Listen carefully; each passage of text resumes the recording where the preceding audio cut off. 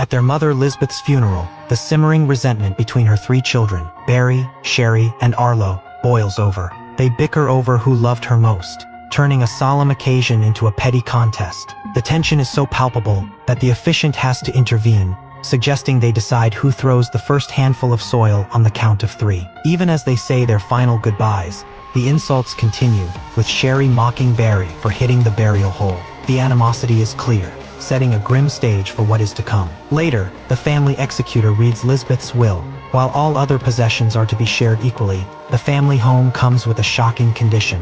The 3 siblings must convene at the house and unanimously name a single beneficiary within 96 hours. If they fail, the house will be donated to charity. Lisbeth's intention was for them to decide together like adults, but it immediately ignites their greed and suspicion. Barry immediately looks for a loophole, questioning if his mother's dementia could nullify the will, a suggestion the executor firmly denies. The executor pleads for them to act like responsible siblings for the next 4 days, but the battle lines have already been drawn. Meanwhile, in a different world, the real estate agency is dealing with its own challenges. Augie, the tech expert, is excited to share his new upgrades for their ghost hunting equipment. Their meeting is interrupted by Tyler McNeil, a new high-profile client brought in by Luke, the agency's top agent. Tyler is charismatic but intense. He dismisses talk of his current listing and demands Luke show him his future, a much grander property. He lists extravagant requirements: 10,000 square feet, 8 baths, an oversized garage,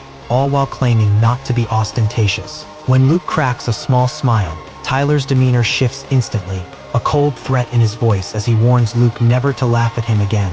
The interaction leaves a chilling impression, hinting at a dangerous personality beneath the polished exterior. Tyler then invites Luke for a 7 a.m. run, a power move to keep him close. Back at the Eno house, the siblings begin the grim task of dividing their mother's belongings. Armed with colored sticky notes, they immediately start claiming items, their childhood rivalries flaring up instantly. A simple whoopee cushion becomes a point of contention, with Barry claiming it as the youngest, and Arlo retorting that his kids deserve it more. Unable to maintain even basic civility, they agree to call it a day, each wanting space from the others. That night, something strange begins. Alone, Barry is confronted by a doppelganger of himself, a twisted conscience that preys on his insecurities. This entity tells him not to fall for his mom's dying wish, reminding him of a time his siblings supposedly ratted him out for smoking weed, causing him to miss prom. It blames them for his failed marriage, his balding head, and his ear hair, tracing all his life's failures back to his siblings, Arlo and Sherry. It is a poison,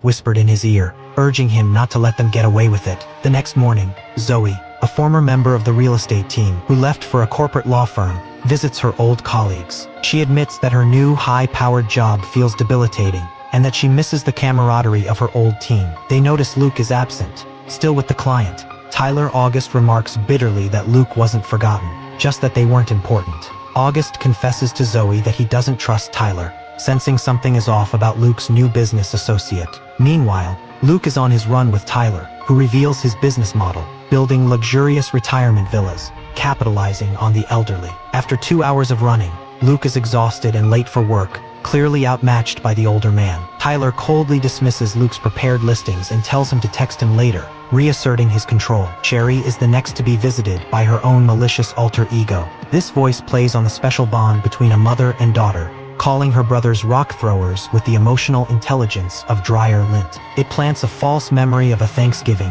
where Sherry supposedly cooked the entire meal, only for Barry to take all the credit.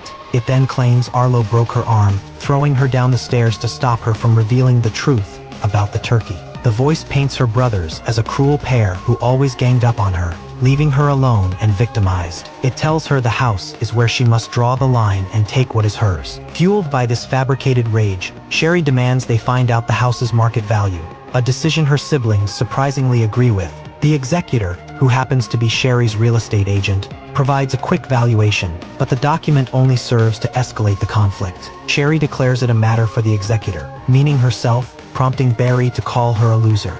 He boasts about being a doctor, which Sherry dismisses since he is just a podiatrist. At a bar, Tyler pitches a business idea to Luke to expand his portfolio by buying up residential homes and renting them out at top dollar. He has the financing but needs Luke's expertise in the residential market.